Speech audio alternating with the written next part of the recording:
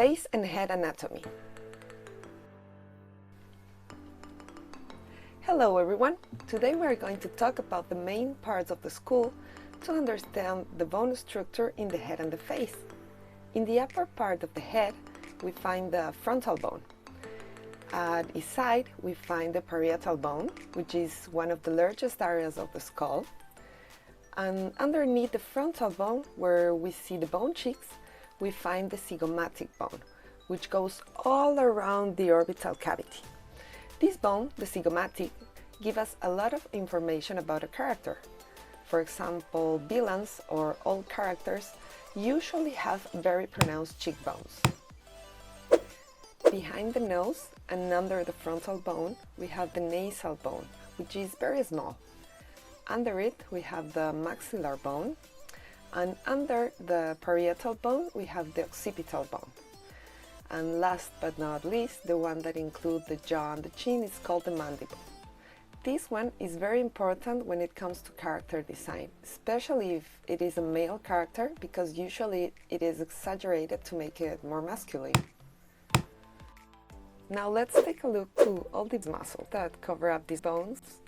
In the top of the frontal bone, we have the frontalis muscle. In the top of the occipital bone, we find the temporal muscle. And around the orbital cavity, we have a very thin layer of muscle called the orbicularis oculi muscle, which kind of sounds like a spell to me. Anyway, in the top of the nose, we find the nasalis muscle, which is very small. The minor and major zygomatic, which is very important because it regulates most of the facial expressions, along with the master muscle underneath and the depressor angulis muscle below the mouth and on the top of the chin. Of course, there are a lot of minor muscles all around the face, but these ones are the most relevant for us. Now let's get down to business and see how we can apply this for the purpose of drawing. The best we can do is to simplify in three simple shapes: a circle for the top of the head, a rectangle for the face, and another rectangle for the neck. Of course, faces aren't flat, so we have to see these simple shapes with volume, and they will be a sphere and two cylinders. Here we have some faces in different positions, which I collected from the Sketch Daily website, and I want to show you how all can come down to these three basic shapes. This exercise could be very helpful, especially if we want to break down a complex perspective. First, I lower the opacity of the head's layer and create a new one on top, in which I'm going to paint the 3D shapes we just talked about. So it's a sphere for the top of the head, a cylinder for the face, which goes from the top of the eyes to the mandible, and another cylinder for the neck. Now we have to identify the masses.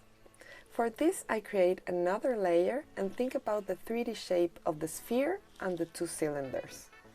I draw some lines to help me understand the roundness of the volumes, and usually I divide the face in 4 quadrants to have a clear idea of how these masses work and how big they are in comparison to each other. For the third part, we are going to do a block out of the head. It means to understand the proportions of different structures like the nose, the mouth, or the chin. To understand this easily, we are going to draw geometric forms to replace the real-life picture. Of course, naturally, faces are more rounded, but if you turn off the picture layer, you can see a general map of the face structure that gives you an idea of how it's positioned or where it's looking to. The important thing to remember here is that faces are rounded and not flat. So everything you draw in top of the face, like the eyes or the mouth, should be spread in a 3D spherical form to have a realistic look.